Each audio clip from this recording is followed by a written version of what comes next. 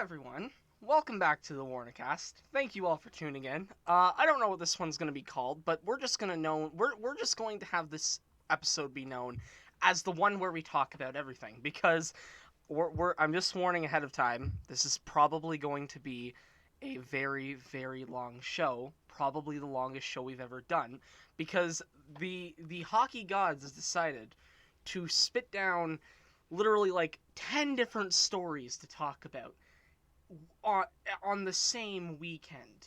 It is absolutely ridiculous. I'm Josh. This is Colin. Hopefully you know him by now. We've only done like what, over 20 episodes of this podcast together now. Yeah. So I hope you guys know him by now. And if you guys have been watching the podcast, you know what's coming up right now. We are kicking off with our trivia this week. It is Colin's turn to do trivia. Last episode, I gave him probably the hardest trivia you could ever go for. The hardest one, I think. Where one of the questions was literally here is who was drafted in the 1994 11th round by the New York Rangers. It's not an easy question. So Colin, I don't know what you've responded with. Please be nice. What are the trivia questions this week? Okay, this one is actually not a hard one at all. I just, I didn't feel like going for like something really hard, doing like 30 minutes of research. So I went with something fairly easy to research. Let's also be fair. I feel like you didn't do trivia until like a couple hours ago. Because you didn't. I did not. I thought we were gonna do it on Wednesday, and then I was gonna do it today, and I would have had it prepared, and I was like, oh yeah. Yeah, I kind of sprung it on him because I have today open. Oh well. Tomorrow Pittsburgh plays Edmonton. We'll get to that. Yeah. Okay. Okay. So this is NHL 2004 quiz. Year before the lockout, I think that is. Okay. Yes. Okay. All right. Let's do this. Question number 1. Who won the Vesna in 2004?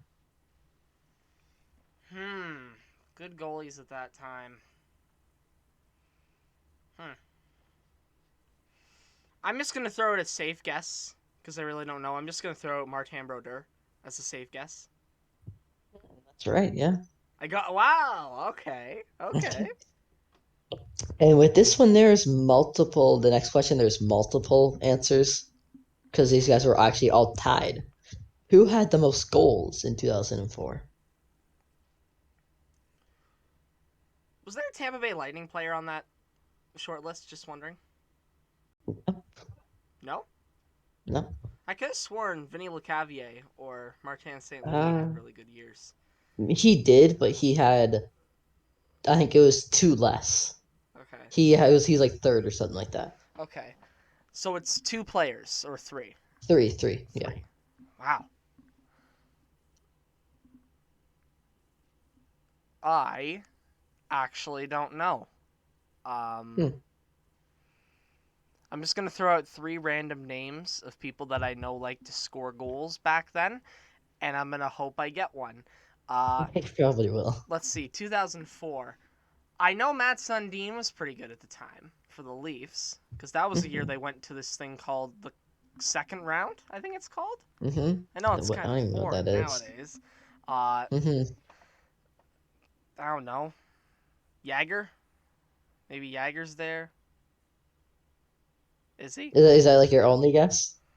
I'm really stumped. Like. Yeah, but Jagger's not there. Jagger's not there. Okay, just save me the pain. Just.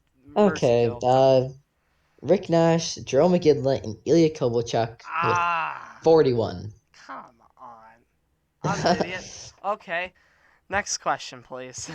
You're probably gonna get this one pretty easy. I think. What team lost in the Stanley Cup Calgary final? Flames. 2004. Yep, I knew it was being crazy. I don't think you're getting these next 2. Yeah, it didn't cross. What is it? Was it? It didn't cross the line. I think that was what it was. Yeah, I think yeah. Or no, because like the goalie stuck out his pad and the puck went like in between that like part where it's like the foot and the pad like that, and the puck went there, and everyone's like, "Oh, that's a goal," and it didn't get reviewed.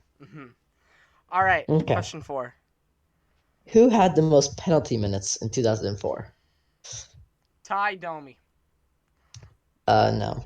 It Okay. was Sean I Avery, had a feel. which Oh, isn't that surprising. Sean Avery, the son of a bitch himself. Yeah, I honestly didn't have any idea, but I know Hmm. that Ty Domi liked to just kind of take all the penalties. So Yeah. yes. Uh, and I don't think you're gonna get this one. Okay. What? Okay, so this is two players that actually tied to. Okay. What two players played the most games in 2004? Okay. So we're talking more than 82. Yes, We're they talking played more than 80. 80. They both played 83. Because I guess they Okay. got played a game, they got traded, and played another game. I was about to say. So we're talking about Yeah, people that were traded at the trade deadline, probably, probably. Yeah. or at least trade in that year. Now thinking Hmm. about big, because it would have to be a big player as well. I'm trying to think about trades that Hmm. happened in that season, and I genuinely can't think of any. So I'm just, like I said, I'm just gonna throw out some random guesses here. I know Ron Francis was dealt to the Leafs in that. No, yeah, yeah, yeah. The Leafs was Ron Francis one of them? No. No, that's the only one I got. Okay, just Okay. One of them was Derek Morris. Or Derek Morris of the Phoenix Coyotes, oh. and Marcus Nilsson of Calgary. Well, I wasn't getting either one of those. So, Yeah. all right. Well, that was trivia. Hmm. Good group of questions because I had no idea, like for over half Hmm. of them. Uh, Hmm. but yeah. So there we go, folks. That's trivia. Now, oh god, there's so much to talk about. You know what, Colin? You get to pick. Where do we start? So many starting points. So many Let's places where start. we could kick off. Huh. Let's start with Marchand. I want to start with what he's done. All right, we'll get this quick hit out of the way. Brad Marchand has been suspended for 3 games for a slew foot on Oliver Ekman-Larsson, if I'm not mistaken. It was. Yep. Um, and what honestly, what's your reaction to suspension? Because I find it a little weird, in my opinion. It just Yeah. Well, the one thing I want to add is people still think Marchand isn't a dirty player. Like, he's not as dirty as he was. mhm. I would still say he's a dirty player He still has still. dirty aspects. Yeah. Yeah, definitely does. But I feel like the suspension, it could have gone two, maybe. But I don't know. It was a little weird. Yeah. The problem I have with the suspension, and honestly, it's not even the problem with the suspension itself, but I have an issue with it being 3 games because of their justification. Because Yeah. they said the reason it got 3 games is because of his track record and his previous Yeah. suspensions, Mm. and those previous suspensions being he's done this twice in the past decade. Yeah. Now that's fine if you want to enforce it like that. I'm okay with that. Here's the problem though: 2 other suspensions for slewfoots in the past 10 years gets you 3 games, but yet Tom Wilson, who Hmm. was averaging a suspension per year for nearly murdering people, only gets a Hmm. $5,000 fine when Hmm. it comes to what he does against Artemi Yeah. Panarin last year. I do not like this inconsistency of who's getting punished and who's not getting Yeah. punished that we're seeing with suspensions. And that's really my Hmm. big problem with the Marchand suspension. Um, Yeah. and you touch on the fact that he's not as much of a dirty player. I agree with that. Like Yeah. But personally he for still is because dirty. personally for me, before this past week, I always kind of thought my perception of him was he's just an agitator.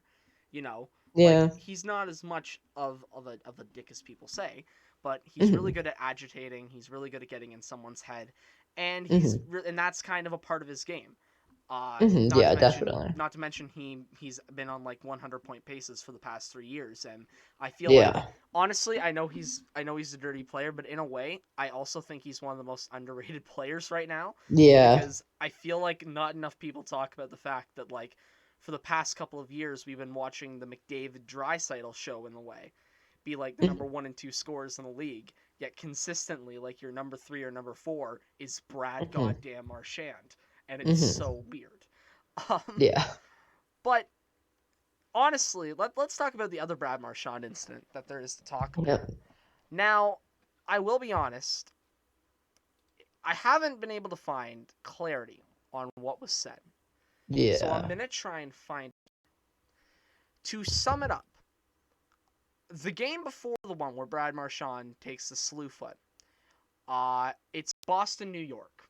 Thanksgiving it was Friday afternoon, in the Thanksgiving days games that the NHL put on. And near the end of the game, Artemi Panarin ends up throwing his glove at Brad Marchand. And everyone's like, this is weird. I mean, you're winning the game. It's late in the game. What's going on here? Mhm. And we found out later that the reason Panarin threw the glove was because Brad Marchand made some comments regarding Russia. Now, for Mhm. those who do not remember, back to last year, Brad Marchand, sorry, not Marchand, Artemi Panarin took, I think it was like 10 game absence away from Yeah. the Rangers, which, like, remember last year, 10 games is like 20% of the schedule. Yeah. He had to take 10 games away because of a story going on in Russia. The Russian media had this story that he apparently, I think it was a sexual assault. It was, and it ended Mhm. up being not true and fabricated by Russian media. And it also just happened to be that Artemi Panarin had some criticism over the Russian government. It was a whole big story, and the conclusion from it was pretty much Artemi Panarin is being attacked at by the Russian government because he doesn't like Vladimir Putin. That Mhm. was a bit of a takeaway from it. Yeah. And reportedly, some of the comments Marchand made regarded around that situation. Um, and personally, this is why I've lost all respect I had for Brad Marchand. Like, I know people might say the dirty player thing's a little bit more, but in my opinion, the more problematic thing is that it should not be understated that if you are a Russian, like, it doesn't matter how high profile you are. If you're Russian and you Yeah. say anything bad about Putin, oh boy, you've put yourself into a rough Mhm. situation. Yeah. Like, it's honestly, it seems like it would be seems like it's terrifying, especially from what Yeah. Panarin went through. And so Marchand making those comments relating about that, that really just makes me mad. Do you have any comments you would like to throw in on what Uh, on this? no, not really. But other than that, when Martian was asked what he said by a reporter, he said, I think it was, um, he asked what I had for Thanksgiving, and he didn't like what I said. I think that is what he said to the reporter. Like, I actually have a quote here from Marchand. And it doesn't make him look a lot better, by the way. Brad Marchand on the Artemi Panarin incident. I said no one in Russia likes him. That's apparently what he said. But I feel like that might be a bit dumbed down because the other quote that's here from this reporter, Connor Ryan, he is a Bruins beat reporter, it seems. The other quote here is from Marchand. If that's what sets guys over the edge, then this is the softest league in the world. That's not the best comment to make no. about the situation. It does imply that you maybe said something a little bit more. Yeah. Um, I'm just looking here. Panarin confirms Marchand said something about Russia. Another article here, or sorry, another tweet here. Talking to Artemi Panarin now, who confirmed that Marchand brought up the Russia stuff and crossed the line. He said trash talking is fine, but this was more of a personal attack. I don't like that guy, he added with a smile. So it does seem like we have a classic scenario of Artemi's claiming that he said something personal, and hmm Marchand's like, what? Like hmm he's just confused, boggled on what it is. So I'm gonna believe Artemi Panarin in this situation. I'm sorry. It's just I I just trust Panarin a little bit more with what's going on here. Uh, And I honestly think it's really disgusting by Marchand if he actually had the nerve to say that. I found that very, very horrible Yeah. on his part. Moving on from that situation into another player safety related incident. Yep. Let's talk about Brendan Lemieux and Brady Tkachuk. And also, because he got himself involved in the situation, Jonathan Quick. Let's Yeah. let's let's talk about this. So, let's set the scene. Saturday night or Sunday night. It might have been Sunday night. Was it Sunday or Saturday night? When did It was I don't Saturday know. night. It was Saturday night. Saturday night. Ottawa Senators versus the Los Angeles Kings. There's a bit of a corner scrum. Brady Tkachuk and Brendan Lemieux start going at it. They start getting real physical with each other. Pull each other to the ground. It's a bit of a pull apart type thing. And then Brendan Lemieux has Brady pinned down. Mm-hmm. Brady throws a couple shots upwards. And Brendan Lemieux's response to Brady punching from the ground is to grab his hand and chomp down. He bites into Brady Tkachuk several times before finally getting off and going to the box. Brady, meanwhile, sitting there screaming, "Oh my God, look at my hand. He just bit me, for God's sake." Mm-hmm. Blood running out of his hand. They go into the box. Lemieux gets thrown out for biting, and today he's had a hearing. Jeez. Why? Just why? Like, this isn't even this is more than just like a dirty hit type thing. Like, This is like by choice. It's like 100% on purpose. It's not yeah, like where it's like, oh, that hit is like a little bit on purpose, but like he kind of like turned a little bit. and arguably, if we're talking about the danger levels to player safety, as dangerous. Who knows what's been in your mouth? And Yes. you're biting into someone else's hand and busting them open, meaning your germs are going into their bloodstream. That is a problem. And honestly, it's just so ridiculous that he thought that that was the proper way to handle it. Now, there is a Mm-hmm. quote from Brady Tkachuk, and he Oh went yeah. he went off. He kind of just went off. If I'm being honest, he just sat there and ranted. Mm-hmm. So let me find the quote here quickly. Do do do do do do do do do. If I can find the quote, if this could load, that would be great. It's not loading.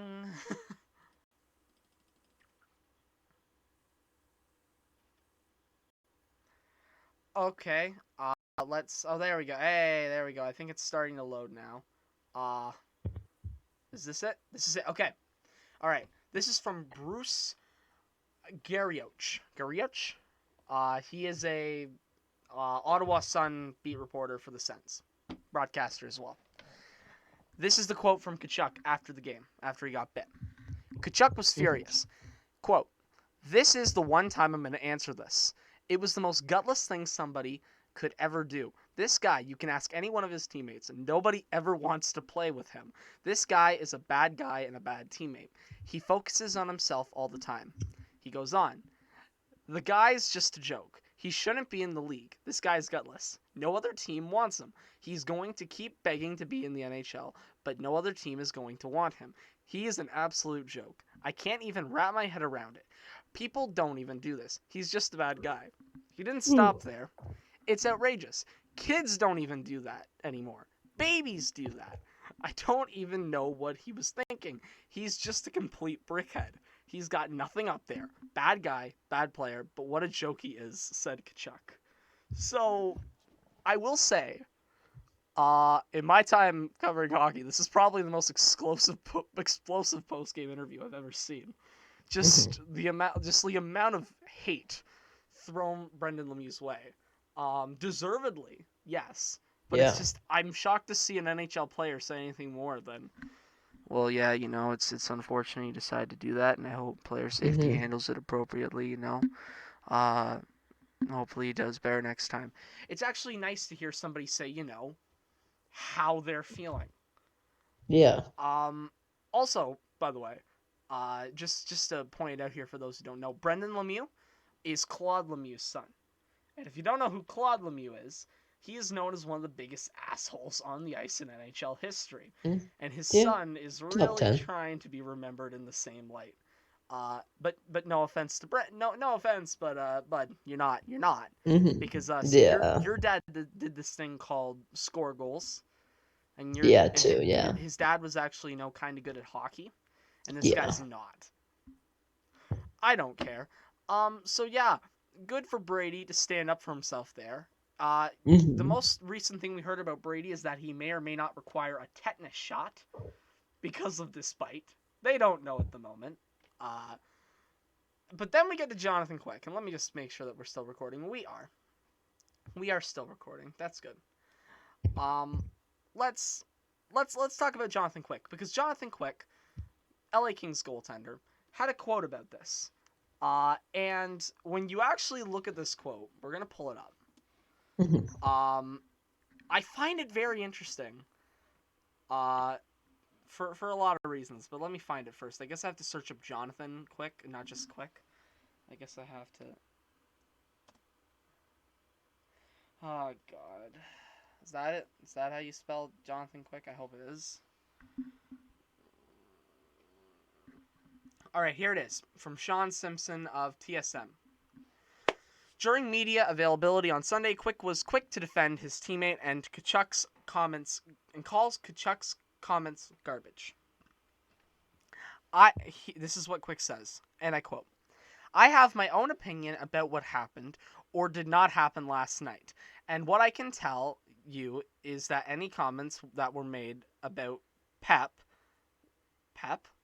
I guess Brendan Lemieux's nickname is Pep, about Pep Oh. were garbage," Quick said. "He's a valuable player who sticks up for his teammates. We all support him, and I'd rather have him on my team over that kid any day of the week," referring to Brady Tkachuk. Yeah. Now, few things about this. First things first, Jonathan Quick was not the goalie for the Kings on that night. It was Cal Peterson, Yeah. meaning this Yeah. opinion is coming from the man on the bench. And secondly, and I think more importantly here, um, I think that Jonathan Quick has more ambition than Brendan Lemieux to try and go against Brady Tkachuk, Yeah. and it's relating to Matthew. Because if hmm you remember, Drew Doughty and Matthew Tkachuk hmm don't like each other, No. and the theory's been thrown out there, and I do agree with it.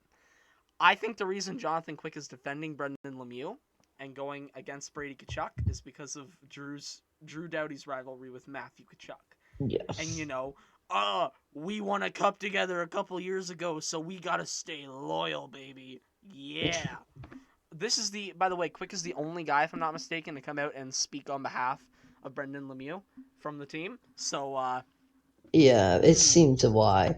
Because I hmm. don't think anyone wants to speak out. I feel like, yeah, I feel like everyone's like, yeah, that's your fault. Like, that's like, So I don't know what to think about Jonathan Quick. Honestly, I find like this whole thing stupid. We're still waiting for the suspension to be handed out. Knowing our luck, it's going to be handed out during this podcast, just so we mhm, have another thing to talk about, to throw in there. mhm. But yes, uh, very unfortunate situation that Brady gets bit. I hope Yes. he's okay. I hope Brendan, how many games do you think he should get? Like, Since it was like severely on purpose, like he chose to do that. Like he was like, oh yes, I'm gonna bite this guy. I would say more, at least definitely more than, I would say maybe more than Marchand. I'm thinking like five, I'm thinking just to make sure. five or over. Yeah. I'm thinking five or Yeah, over. just to make sure that this doesn't happen again Yeah, well, I mean, with like any other player. if he's gonna do it again, he's gonna do it again. I mean, Uh-huh, Tom but Wilson. like with like any other player Yeah, like, to make sure like the league comes out and make sure like this doesn't happen like ever again. yeah, because that was Yeah. very, very pathetic. So, yeah, hopefully he gets five or more. That's what he deserves. So hopefully he gets that. All right, listen, I like talking about player safety, but you know what we need to get to, right? We need to get to the big news story. Uh, the Montreal Canadiens decided to randomly on Sunday afternoon Mhm. After a win against the Pittsburgh Penguins, mind you. So it wasn't even after a loss. Decided, you know what? Big red button, boom! And they decided to blow up the front office.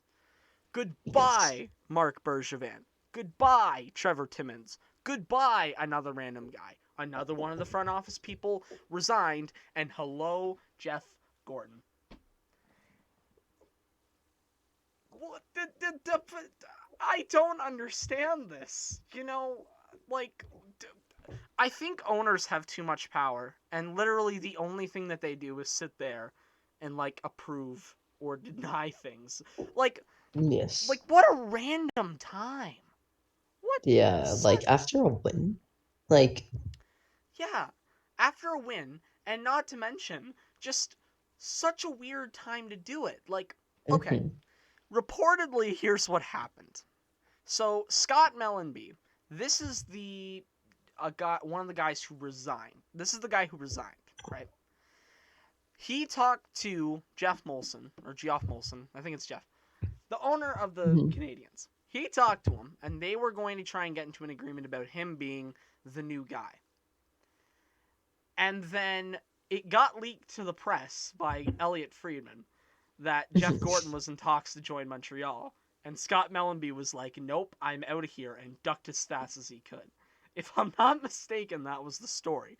And then after Mellenby leaves, the organization just decides, you know what? We're not waiting, and just fires everyone else. Yes. At the weirdest possible time. Like, Yeah. like,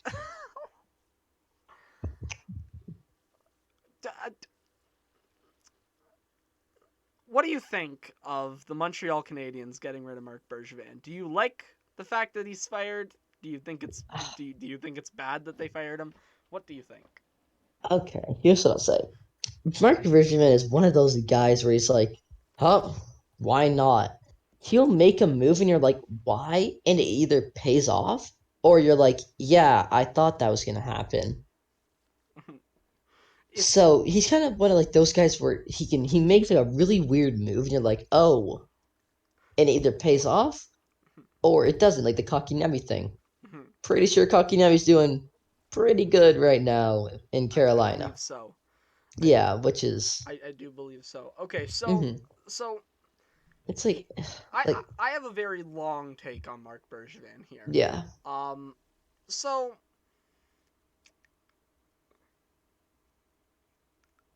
I might be one of the only people saying this. Why do I feel like Marc Bergevin actually, like, he didn't do a good job. Don't get me wrong. He No. did a bad job. But I still feel like people don't give him enough credit for some of the things he did.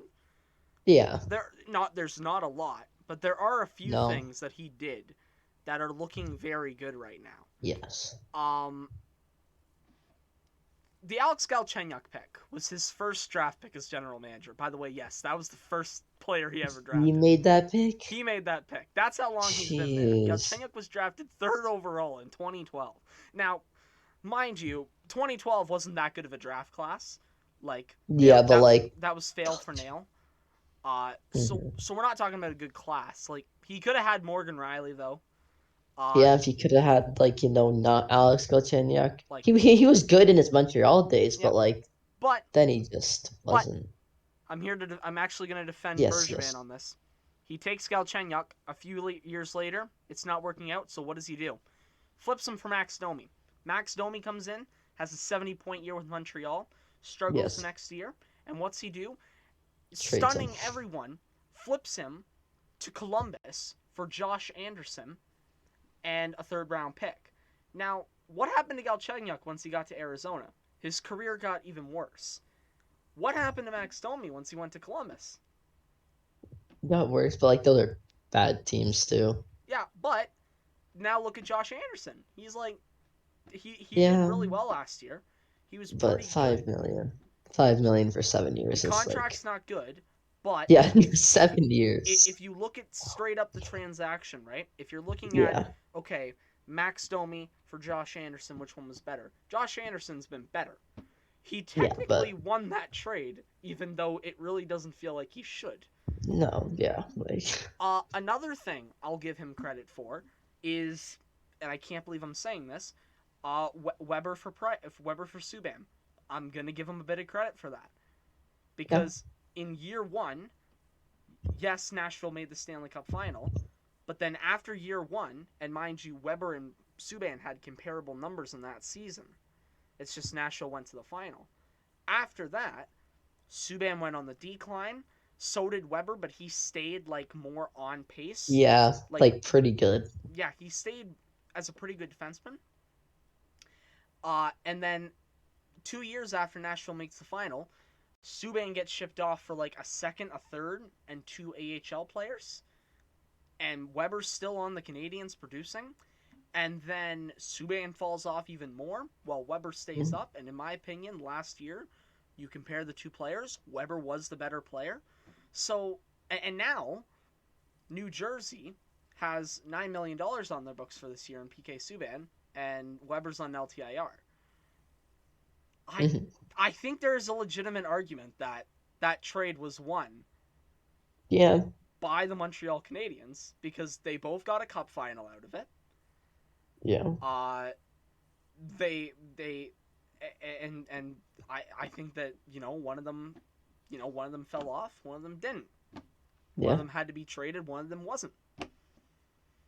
Like I think that while a lot of like most of the stuff he did was bad, his drafting record, oh god. Like, oh, okay, yeah, let's go through this. Let's go through this. Do you want to hear the names that have been that were drafted by Marc Bergevin? yeah. Do you want to hear this list? No, I'm not. I'm gonna know. I'm gonna take a guess. I think I'm gonna know. I'm gonna know five. Okay, I think you're gonna know more than that, but Yeah, it's probably, just but like, yeah, they're not gonna be very good. it's Like, not gonna be I'm like, oh yeah, I know that guy's in the AHL. this is going to be very bad. I'm just telling you right now ahead of time. Here is, and I'm not kidding, every single draft pick made by the Montreal Canadiens in the Marc Bergevin era. Let's start in 2012. Alex Galchenyuk picked in the first round. Sebastian Kohlberg picked in the second. Another second round pick, Dalton Thrower, great name. Tim Bozon picked in the third round. Brady Vale picked in the fourth round. Charles Hudon picked in the fifth round. And Eric Nystrom picked in the sixth round. Of those players I just named, Galchenyuk's played nearly 600 NHL games. So to give, he hasn't been good, but Yeah. 600 games is nothing to scoff at. Uh-huh. And Charles Hudon, he's actually played 125 games. But other than that, they're the only players to play games from that draft Yeah. class. 2013, they get the 25th overall pick because they make the playoffs. The first round selection, Michael McCarron. They pick Jacob De La Rose, Zachary Fucale, and Arturi Lehkonen in the second round. The only one there that's still with the team or is all that good is Lehkonen. Connor Crisp in the third round, Sven Andrighetto in the third round, Martin Rowe in the fourth round, and Jeremy Gregor in the sixth round. So it's not all that good. We move on to 2014. They made the playoffs in that year again, and I kid you not, there's actually I think altogether there's like 150 games of NHL experience from this draft class. Their first round pick, Nikita Sherbeck. Third round pick, Brett Lorineau. Fifth round pick, Nicholas Koberstein. Fifth round pick, Daniel Audette. Sixth round pick, Hayden Hockey, a goalie. Great name. And seventh round pick, Jake Evans. So the seventh round pick was the only player that they still have on the team from the draft class, and he's like a fourth liner. It's not going Yeah. good. 2015, this is the worst draft so far.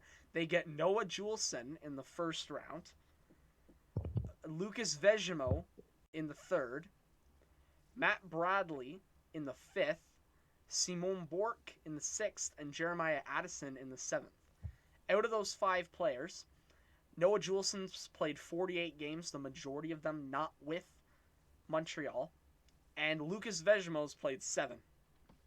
And think about how good that draft class was, and that was all they got out of it. That's what annoys me the most. You have Yeah. in that draft class, it's so good. You move on to 2016. I'm sorry if this is taking a while, but I think it's worth it because it just gives you a picture. This is arguably their best draft class when it comes to getting guys who have played games since 2013.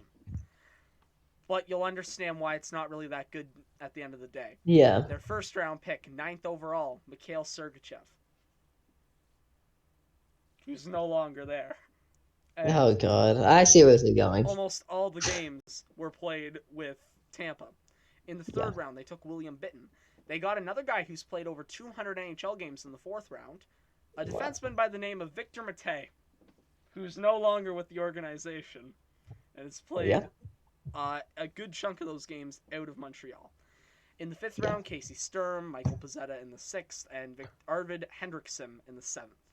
So far, they have when you look at players who are currently still on the team, out of these draft classes, Jake Evans and Arturi Lehkonen is all they have to. Oh, and sorry, Michael Pezzetta. They have 3 Yeah. players in 5 years of drafting to show for still on their roster. It gets worse. It gets so much worse than this. First round in 2017, they take Ryan Poehling. That's the 4th player that they've drafted since Bergevin's in that's still on the team. So thank God for that. Josh Brook, Joni Ikonen are both second-round picks. Scott Walford's a third-round pick. Cale Fleury's a third-round pick. He's played 41 games in the NHL, which isn't bad for a 2017 pick. Most of them not, or he's no longer in Montreal. I think most of them were with Montreal, but he's no longer in Montreal. He's in Seattle now. Jarrett Tzika, a 5th-round pick. Caden Primo, a 7th-round pick. He's still with the team, so I think he's now down in the AHL, but 4.5 because like when Price is out, he's up. So again, not so good. Then we get to 2018, right? Jesperi Kotkaniemi, 3rd overall.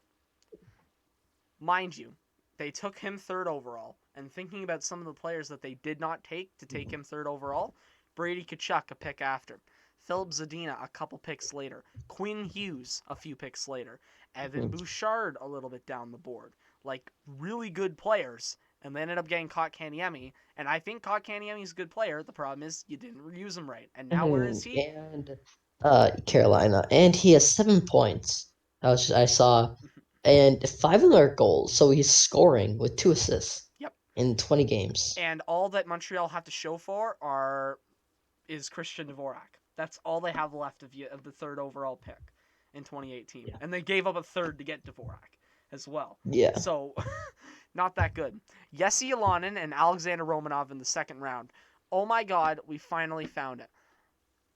The first decent player, and let me just double check this. Like, there have not been many decent players picked out of the first round, and the first round picks have been bad.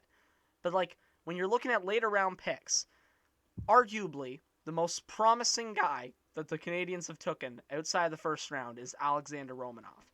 That's like the one guy they have that's promising in all these years of drafting.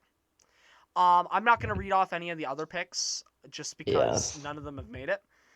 In 2019, they take Cole Caulfield 15. They also have Matthias Norlinder, who they picked in the 3rd round, who has played 5 games and looks good. In 2020, they took Caden Gooley. We'll see if that pays off for them. They also took Luke Tuck and Jan Mizak. We'll see. And then, do you remember how I was talking about how weird the timing is of when Bergevin was fired? Well, remember, he was allowed to be general manager just a few months ago. He was GM during the 2021 draft when he said, wow, look at all these good players in the first round. I can take any of them. You know who I'm going to take? Logan Mailloux.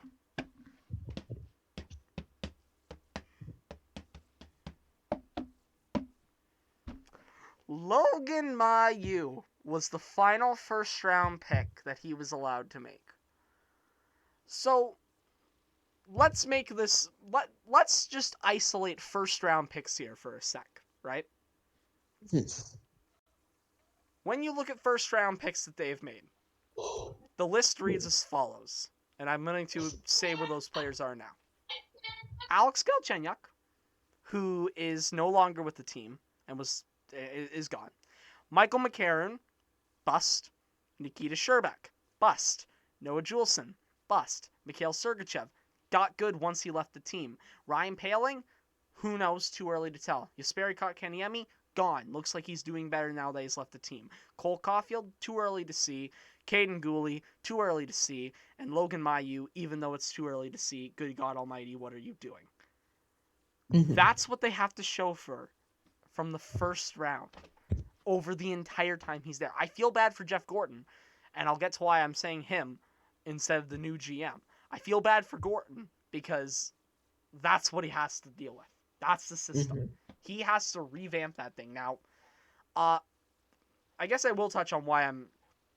Actually, are we done talking about how bad of a GM Marc Bergevin is? Can we move on to what the Canadiens look like now? Yeah, but I just gotta talk about Patrick Waugh was saying that he was interested in going to the GM, and I just find that so ironic because he literally said, "I will never play for this franchise again." Can we put a pause on that? I want to get to GM candidates, but I firstly want to talk about Jeff Gorton because, in my opinion, and I think it's kind of been said. I don't think anybody said it as boldly as I'm about to, but it's pretty much been said, I think, out there on hockey circles. The GM that the Montreal Canadiens are going to bring in is going to be a puppet GM by hire. Like, sometimes you'll get the situation where a GM will be there for a bit, and then they'll bring in somebody above him that makes the decisions. No, this is a hire in which there's a guy above him that is a proven GM that's did a pretty damn good job, and they're going to bring in somebody under him who's going to be called the GM. But I don't really think he's going to be the GM. I do not like the way they're handling the GM search either. Also, by the way, underratedly, Trevor Timmins, that's the guy that does all their scouting. He's gone. So the guy that's actually responsible for all these picks, he's gone. Yeah. And he's the one, I don't know if you saw the clip infamously from last year when the Mailloux selection was made. He's the one that went on and like had a 21-second silent moment where he was trying to come up with an answer to a reporter's question. They asked him why they did, and he just sat there like for 20 seconds, and it was so bad. It was so horrible. So he's gone as well. As a part of the GM search for the Montreal Canadiens, one of the requirements is that you need to be able to talk both English and French. Yeah. So you're really limiting that pool down, right? Yeah. And that's like a lot. And that's why I have a feeling that the GM of the Canadiens isn't going to be as much the GM. I think they're going to be more of a communicator, more of a spokesperson. You know, which honestly I think could work. It's it's like what the Raptors have, you know? Like, they have their GM, who is so unnotable I don't even know the name of. He's there, he's the GM, but we all know Masai does the work. We all know that Masai's the man moving all the parts around. Yeah. And I feel like we could have a similar situation here in Montreal, which, like I said, could work. Because if you just have Gorton, who's a competent GM, do the trading, do the signing, do the work in the front office, build back up some respectability to the franchise, and then just have a GM who can speak both English and French, they're kind of like, okay, and then, okay, sure, why not? And then just go down to a press conference and be like, all right, we decided to do this. This is why. We're happy about it. Goodbye. Like, I think that could be the role. Now, Patrick Waugh. I love the idea of Patrick Waugh going to the team, but I do not think it would ever work. No. It never would. It would just be so funny because he said he was interested. It wasn't even like them saying that they wanted him. It's Patrick Waugh saying, I'm interested. Yeah. Which, after him demanding a trade. Great negotiation tactics on that one. We saw from his time in Colorado as a head coach, Patrick Waugh doesn't exactly like taking orders. If he wants something, he's going to get it. One of the reasons he left Colorado is because he didn't like Tyson Barrie, and the team wasn't trading him. So he was like, okay, see ya. I'm done with this. I don't think he would like being a spokesperson. He would want to be the one in control of the team. And I think with Jeff Gorton there, he's not going to get that.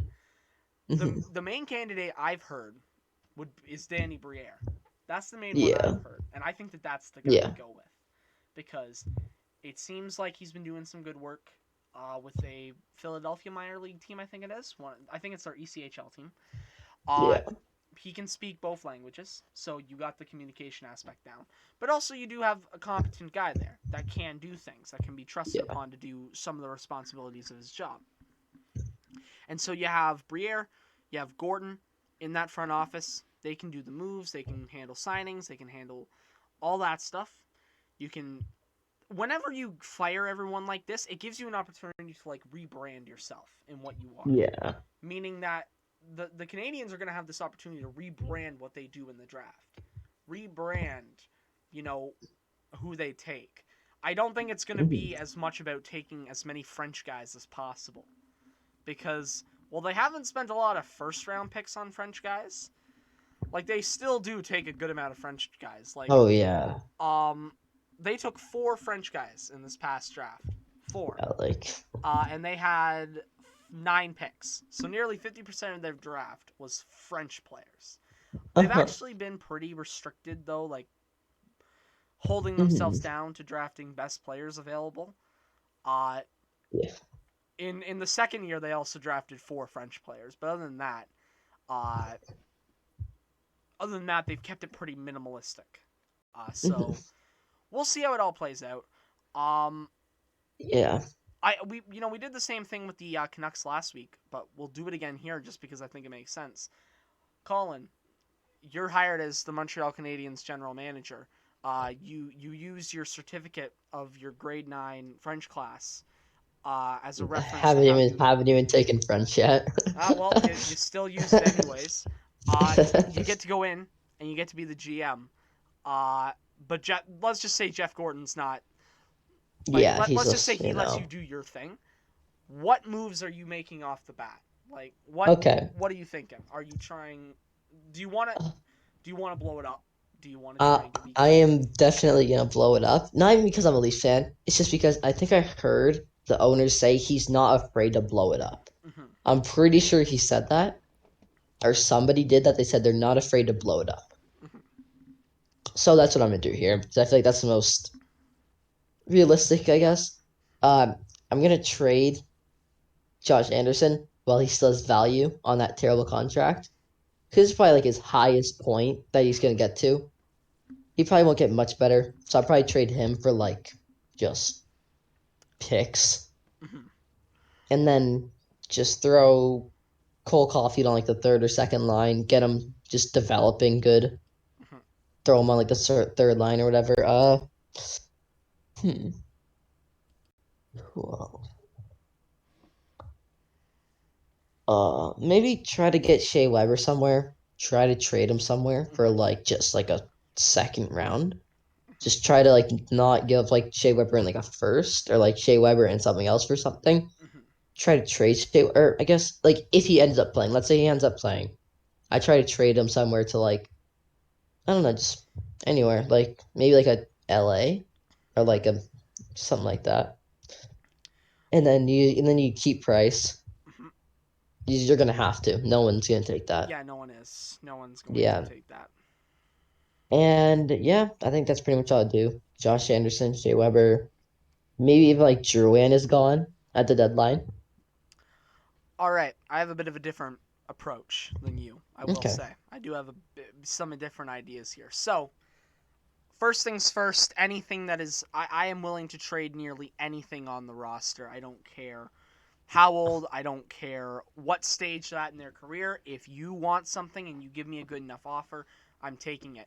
The only guy I would consider untouchable when I look at this roster is Nick Suzuki. Yeah. I'd say Cole Caulfield, but then again, you give me a good enough offer for Cole Caulfield, I would consider it.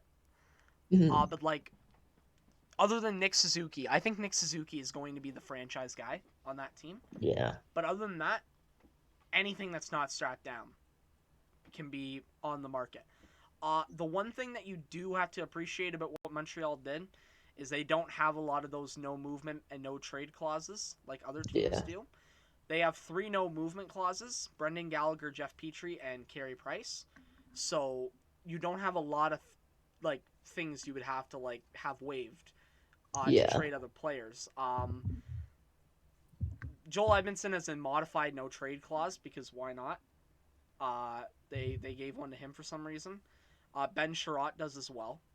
So does Josh Anderson, and so does Jonathan Drouin. No. So I get those guys' lists, and I talk to all the teams. If there's a good enough deal out there, they're gone. Dvorak, Toffoli, Armia, Lehkonen, Yeah. Paquette. If there's an offer for any of those guys, go ahead. Take it. Defensively, if someone wants to give me money for Savard or Kulak, go ahead. Anybody want to give me anything for those guys, just take them. Jake Allen, same thing. I'm stripping this down. I'm gonna disagree with you on what to do with Cole Caulfield. I'd send him down. Okay, yeah. This team's gonna suck. No reason to have him be on the Yeah. second line of a really bad team, especially because I still see Cole Caulfield as being pretty raw, and I think another Yeah, year of same. But, development would be really yeah. good. And then what your hope is that you can trade as many of these guys as you can. Completely Arizona this. Completely. Yeah. I think the fear is it's kind of like the way the fear is in Vancouver.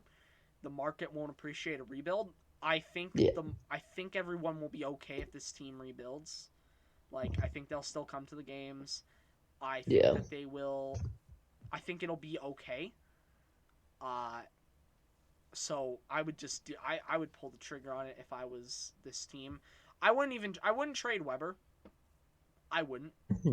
That contract's going to be hard to move in the first place, and Probably. with him being on LTIR, just let him sit there, and then that way, if you do because you might even get into a problem if you sell too many pieces where you need to find somebody to get you up to the cap floor.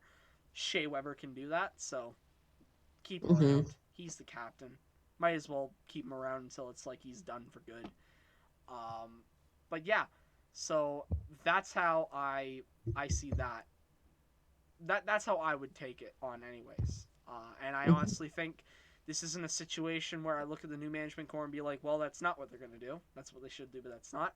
I would trust Jeff Gorton with the team. He did a good job in New York. He did things that GMs should try to do more, but they didn't. Yeah. When they started their rebuild in New York, they looked at the team and they were like, well, we're in a playoff spot right now, but are we really going to win? And the answer was no. So they trade away Rick Nash, they trade away Ryan McDonough, and they trade away JT Miller. And that's how the rebuild started. So, yeah, that's how I see it. And that is our take on Montreal. Moving on to some more quicker ones. Jack Hughes. Yep. 8x8 for Jack Hughes. Oof. Bold. It's bold. It is. Yeah, I would not have done that. It could listen. Okay, if Jack Hughes ends up being good. Oh, never mind. It was $8 million for 8 years, $64 million. Yep, that's 8x8. Oh, okay. Go to math. Oh yeah, never mind. Yeah, well, because I thought I was thinking 80, because 10 that would have been 10 million. I just kind of forgot. Never mind. All right, so 8x8 for Jack Hughes. Jack Hughes has played 119 NHL games and has 55 points, and you're paying him a lot for that. Now, I do think it's fair to look at his seasons and understand why they did it. Because his first year, he only had 21 points in 61 games. He had a bad first year. His second year, he had 31 points in 56 games. And then before getting hurt, he had 3 points in 2 games. But on the other hand, for the next 8 years, he's making $8 million based solely off of that. If he doesn't end up being all that good, then you're kind of screwed, aren't you? Yeah, I think a 2-year deal would have worked so much better. 2 years, 5 million or something. Just say, okay, we're just gonna sign you to an average deal. What I don't get is that Nick Suzuki signed an 8-year deal with Montreal about a month ago, 2 months ago, and he makes less than Hughes does. Yeah. But yet he's had better production in the same amount of time. Why not? I guess. Yeah. But yeah, so that's Jack Hughes for you. Speaking of big contracts, Evander Kane is down with the San Jose Barracuda, and apparently he might be getting traded. There are trade rumors regarding him. I can't believe I'm asking this. Colin, the Toronto Maple Leafs have received a trade offer. Evander Kane at 50% retained salary. Okay, So he only makes 3.5. To Toronto for Alex Kerfoot, a prospect, and a pick. no. No. You're saying no? It's just Evander Kane? Just Evander Kane. No, no. Kerfoot alone is probably better than Evander Kane. That Or they're is a about the bold same. take, my friend. Okay, Bold. maybe That they're is about a the same, but bold especially take. but this year, Kerfoot will be better than Evander Kane. Yes, because he's Last played year, 20 extra yeah. games. Of course he'll be better. Okay, I now Yeah, like see, folks, was there are some definitely times on better. this podcast in which I need to put some people into their place. This is one of those times. We're pulling out the numbers for this. What are Kerfoot's stats and what are Kane's stats? What are their stats last year? I think they both played. All right, perfect. If I'm not mistaken, both men played the full 56 games last year. All right? Yes, they did. They both did. Alex Kerfoot played 56 games, had 8 goals, 15 assists for 23 points. Not bad. Third line level. Evander Kane put up 22 goals, 27 assists for 49 points in 56 games. Yeah, he did pretty good. Evander Kane blows Alex Kerfoot out of the water by double in point production and by nearly triple in goal production because Kerfoot had 8 and Kane had 22, so 2 more, and that's triple in the same amount of games. Okay. Here's what I'll say. If this allegation stuff didn't happen, I would have loved to have Evander Kane on my team. But now with And the allegation stuff, that definitely screws him over so much because that's gonna affect how he plays.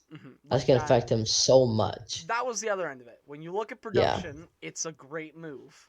But the Yes, reason but not a lot of people would go for it is because the off-ice stuff is definitely problematic. It's definitely an issue that Evander Kane is such a head case. It's an interesting scenario. Now, there are a couple teams that have been linked to Evander Kane, mainly the Boston Bruins. Yeah, that makes sense. And the Vancouver Canucks. That doesn't make it. They That's need not a even. goal scorer. I don't even believe that. They need a That goal I don't scorer. even. The first tweet where it was reported that the Sharks were looking to trade Evander Kane and that his agent was reaching out, the first team mentioned was Vancouver. That his agent had reached out to Vancouver. And listen, Jim Benning would do this. Yeah, that's a scary part about it, that he would actually do this. Because you've already created a locker room unity against the captain, in which it's Bo Horvat versus JT Miller. So why not throw Evander Kane in there? Yeah, maybe he helps. Somehow. Maybe he helps. It's like everybody looked at what the White House turned into under Donald Trump and was like, "Hey, I want that." Just chaos as much as possible. But yeah, I don't know what happens with Evander Kane. That's just. That is so interesting. He's probably getting traded during the podcast just because why not? Yeah. But I don't know. Frankly, here's the thing. Okay. The Oilers get an offer with Evander Kane involved, and it's like Kane on 50% retained salary, and it's like, again, it's Zach Cassian, it's a first round pick, and it's a prospect. Probably, I would consider it. I know he's a head case, but Like that's a lot. Like a first round and a prospect. Like I'd prefer to use that first round for like a good goalie I would rather if I'm use Edmonton the or a rumor right defenseman. now is that the first round pick's going to Montreal for Ben Sherratt. I would rather deal with Evander Kane than get Ben Sherratt for a first, please and thank you. Okay, Yeah, okay, let me ask you this. Would you rather give up a first and a prospect for Evander Kane or give up a first for Ben Sherratt? Evander Kane, Exactly. definitely. That's what my Especially thought because Ben process. Sherratt Ben Sherratt is a third round pick at the most, maybe a second if And the he's team gonna is get it not smart first. enough. I just hope it's not. And he's gonna get it first. I just hope it's not from us. It's going to be from us, but I hope it's not. Like I've already resigned to the fact. Honestly, I have my Oilers jersey here. I should really just get Sherratt's name put on the back of it. Like that's how reserved I am to the notion. Hey, mom, can I have a Ben Sherratt jersey for Christmas? I'd appreciate that, please and thank you. Like God, I hope it doesn't happen, but at the same time, I know it is going to because our defense is screwed. Mhm. Um, but yeah, so Evander Kane, that's the whole thing, and also Matt Murray. Yeah, also, like also Matt Murray has been waived. He's been sent down to Belleville. Um, he's not good anymore. no, I still kind of like him. I believe in him. I think he can still be a below like a in between like a very below average and like average goalie like somewhere in between there. Hmm. I don't think he's a Like starter. no, kind of like a Cam Talbot maybe a little bit worse than Cam Talbot. And I know Cam Talbot had like a really good year last year for no reason. Well, here's the thing about Matt Murray, right?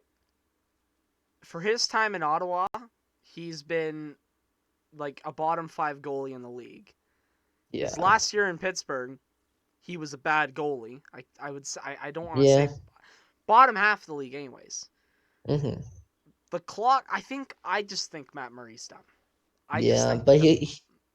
he just needs a team with good defense because like Pittsburgh, they always had good defense for like a long time. But even in 1920, when they had a good defense, he sucked.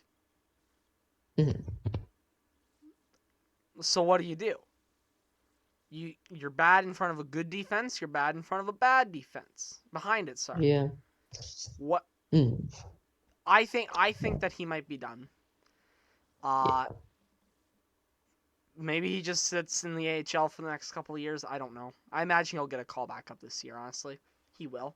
Yeah. They'll probably give him a second chance, but like for now he's done, and that's just the way it is. Maybe they find a trade, but it's like such an outside shot at there being a Yeah, trade. maybe like yeah, just like like send him to like Edmonton, retain No, 50% for no, no, like no, a no, no, no, fifth no, no, no, no, rounder. no, no, no, no, no, no, no. Let me make one thing clear. No, no, no, no, Ken, stop. Put down the phone. Put down the phone. No, no. Like, I think they're gonna buy him out. That's my prediction. That's how I think Yeah. this ends. That Hmm. next year during the buyout window, he's gone. By buyout. Bye Hmm. bye. That's what it's gonna be. You can't trade for $6.25 million. And even if like, why would the Sens want to retain $3.125 million I when don't know. their young guys are gonna start coming up? Like Stützle is gonna be up by the Uh-huh. time it needs to happen. Like it's not looking. I think I'd buy him out. I'd buy him out for sure. Hmm. Jake DeBrusk has asked out of Boston. Yep. I know I've talked about how I don't want Ben Sherratt. I've talked about how I don't want Matt Murray. I want Jake DeBrusk.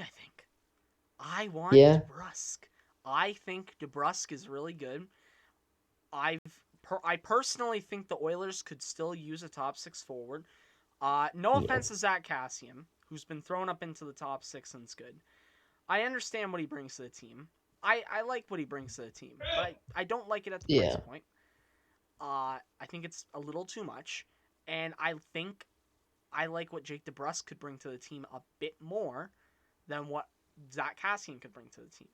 You know, Hmm. Jake DeBrusk has always been one of those guys that's on the cusp of putting it all together, but right when he Yeah. gets there, it's just like it all goes astray. And I think that if he can just manage be able to put it all Yeah. together in Edmonton, boy, you're dealing with a deadly team. Like, because then you can move. Then you can move comfortably. You can move Nuge onto a third line role if you want to. Yes. Because, like, if you substitute out, all right, you substitute out Cassian, and you substitute in DeBrusque. I'm just thinking over the line combinations in my head here. If you want to put Nuge on the third line, your top line can be like DeBrusque with McDavid and Poole-Jarvie, and then because Poole-Jarvie's currently on the third line right now. Maybe I don't know. I don't know what you do with the wings, but there is just so many different combinations. Like Ryan McLeod, now that he's looking good, he's an option. You can throw him into the lineup. There's a lot there with Jake DeBrusque. Other teams he's been rumored to: Calgary, St. Louis. There was another team as well that I can't remember the name of. It might have been Vancouver, but I'm not sure. What are your thoughts on Jake DeBrusque as you're sitting there scrolling away on your computer? He is. I like him. He's very good to like get on people's skins, and he's also very like he's a good goal scorer and stuff. And I was just like I like him. And I was just looking at like goalies in free agency. There's nothing much. Yeah, I don't. I was just like curious, Yeah, just kind of curious. I don't think there's a lot left in free agency as of right now, honestly. No, other than like Tuukka Rask and David Dubik. That's it. People have said Tuukka Rask to Edmonton. I wish. I don't think it's happening, but I wish. If it did, that'd be cool. All right, let's talk about Winnipeg, shall we? Yeah. Let's talk about the Winnipeg Jets being not Oh. that good. And the Lucic hit. I didn't even know about the Lucic hit. I just knew that the Jets were not doing well at the moment. They've been struggling. They have been struggling. If you want to talk about the Lucic hit, go ahead. That's your segment. Okay, so I kind of saw it. I think like so basically DeMello was going against like the boards and like he kind of turned, but Lucic saw his back the whole way and still decided to hit him. I think he got suspended. I don't know if he's gotten suspended yet. I think it was 2 or 3 games. And then DeMello's head went to the boards and Lucic continued to hit him with his hip into his head against the boards. So, and that's just like not a good hit for Lucic. Like I like Lucic, but that's just no, you can't do that. Yeah. All right. Let's talk about the downfall of the Winnipeg Jets. So, Winnipeg have been struggling all year to be able to put things together. There is a friend of mine I know in the YouTube verse known as Nolan's Hockey Podcast. Jets fans. He makes a video after every Jets game, and he's been covering the team. I've been watching him, seeing what he has to say. I know he's not really happy about how they're doing. He's not happy with the coach mainly. We'll get to that. From what I've been able to put together anyways. I want to read off to you the results of the past 7 games the Winnipeg Jets have played, okay? Yep. On the 18th of November, they took on the Edmonton Oilers in Edmonton. They lose 2-1 in a shootout. On the 19th of November, they take on the Vancouver Canucks in Vancouver and lose 3-2. They then play at home against the Pittsburgh Penguins on the 22nd of November, and they lose 3-1. They then take on the Columbus Blue Jackets on the 24th in Columbus, and they lose 3-0. They then, on Friday afternoon, on the 26th, take on Minnesota in Minnesota. They lose 7-1. They are able to win on the second half of back-to-back in Calgary, taking on the Flames. They win 4-2. And then, yesterday, they are at home against the Arizona Coyotes, and they lose 1-0. In that 1-0 loss, they had 50 shots on net and could not beat Vejmelka, one time. That's not that good. No. That's really not Oh, that wow. good. Let's add up how many goals they've scored, shall we? Over the 7-game stretch. 1 against Edmonton, 2 against Vancouver, so that's 3. They get a 4th goal against Pittsburgh, nothing against Columbus. A 5th goal against Minnesota, 4 against Calgary, so that's 9, and none against Arizona. So in the past 7 games, they have scored 9 goals. That's like not. That's like. Yeah. Here are the complaints I've heard about what Paul Maurice has done, because I personally think this struggle is down to the coaching they currently have. Yeah. Maybe. Blake Wheeler has not been good. No, he's also older now, and he's not. And he isn't Yeah. Marsh and or Bergeron. Yeah. He has not scored a goal all year, if I'm not mistaken. He may actually, let me check that. I know he hasn't scored a goal in a while. Mm-hmm. I am not certain about. I'm not certain about it if he's scored one yet this year, though. I know he has not really done that well at all this year, though. I do know that. Let me just look. He has not scored a goal yet this season. He has 7 assists on the year and has not scored a goal. Yeah, that's a problem. Yet they're still putting him in the top 6. And whenever he's in the top 6, whatever line he's on does horribly. That's the one that allows all the goals. Andrew Kopp has actually had a really good year, but he's being used in like a first line offense role. He's put on the Scheifele line, and like, I just don't know how much he fits on the Scheifele line. Like, maybe he can Zach Hyman. I mean, I'm not really gonna rag on it a lot just because he's doing well. I am gonna rag on the fact that Nikolai Ehlers is being bumped up and down the lineup in all these random situations, even though he was their best player last year. Evgeny Svetchnikov, this is one a little bit lower down on the totem pole, but he is an offensive player. He gives you offense, yet he's being forced into a grinder role. Like, you can't just put a player into the box. You can't just put them into a... You can't make a player be what you want them to be. Not to mention, you look at their point production. Mark Scheifele has struggled. He's played 16 games. He only has 8 points. That doesn't help.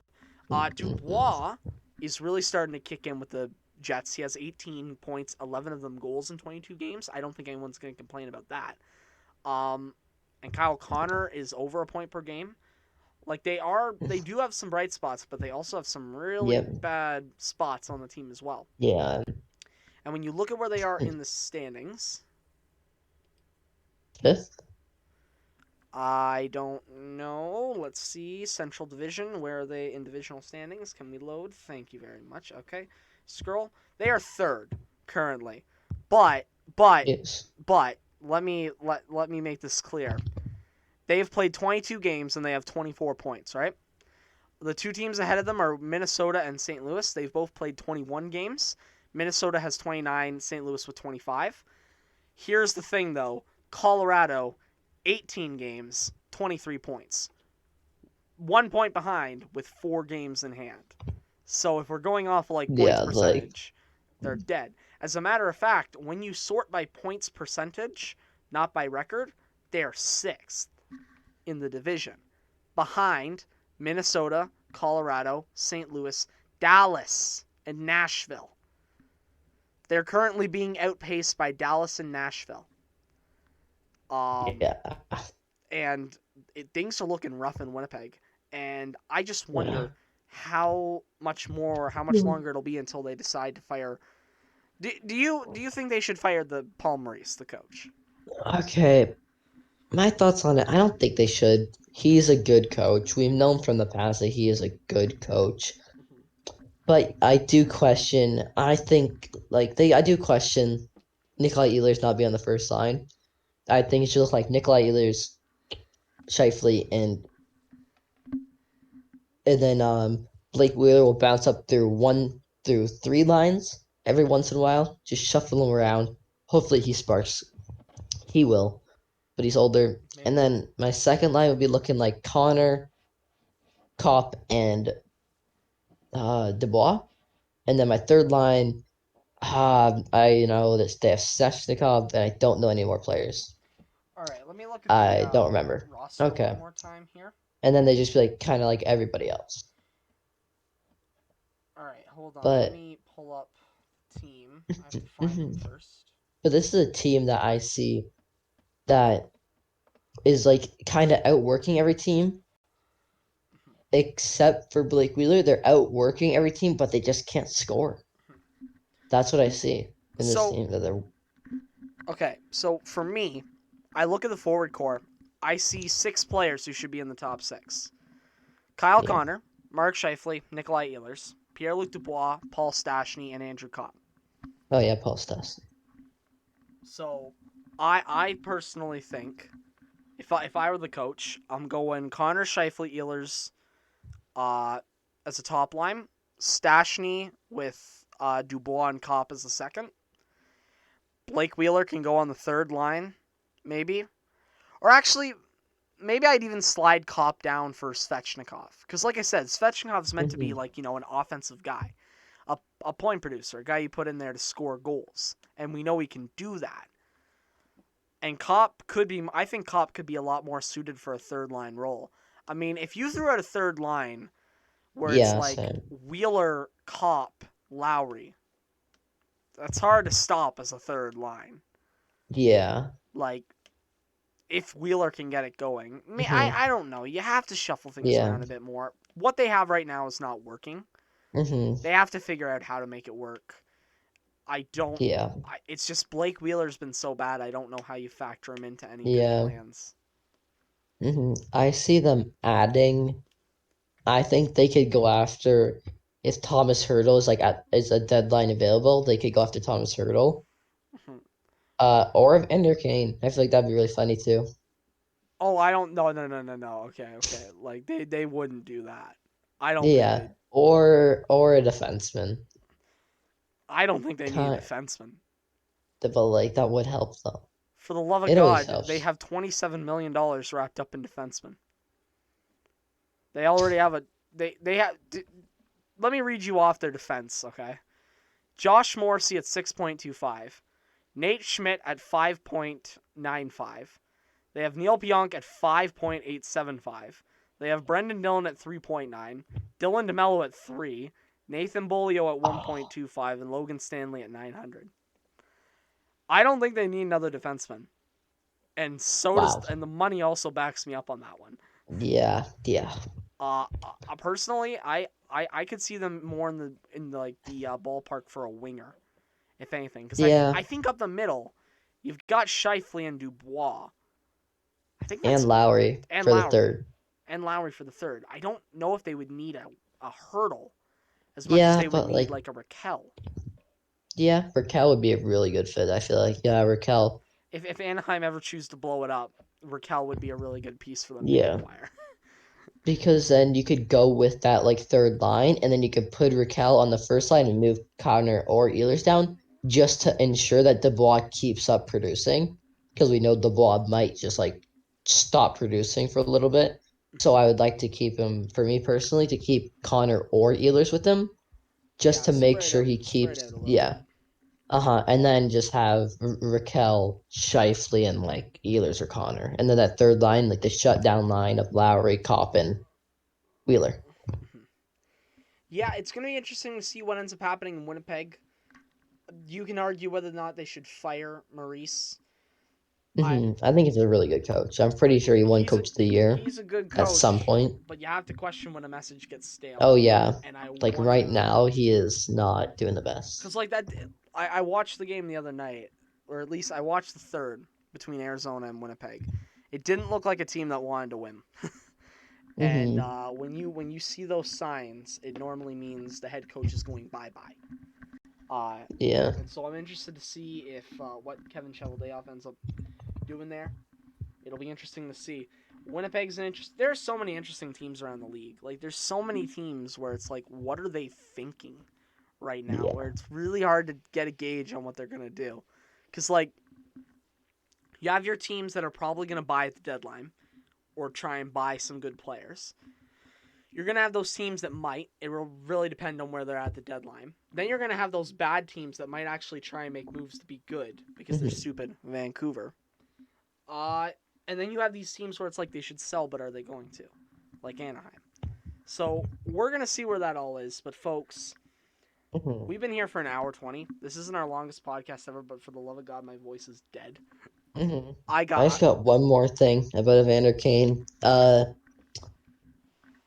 I'm just looking at Sportsnet. Like for the news, it says Kane addresses suspension over fake vaccination card. Says he is fully vaccinated. So, Well, I mean, he might be. He might be. I'm not going to say whether he is or he's not. But which is, yep, with his AHL background for the interview. Yeah. Like, all I'm going to say is this, right? All I'm going to say is this. If you're fully vaccinated, why show a fake card? Yeah, well, I feel like right now, like I feel like because it says like he like served his time like and like as like he said it, so I feel like he like submitted a fake one and then now he's gotten it. Who knows, really? Yeah, I don't like really think that's our like it's a business. Vander Kane. Yeah. He's fully vaccinated now, and that's all that really matters. Mm-hmm. Folks, we're going to leave it there for this week. Thank you all for watching. We will see you all next time. I hope you enjoyed this episode, which is probably going to be named...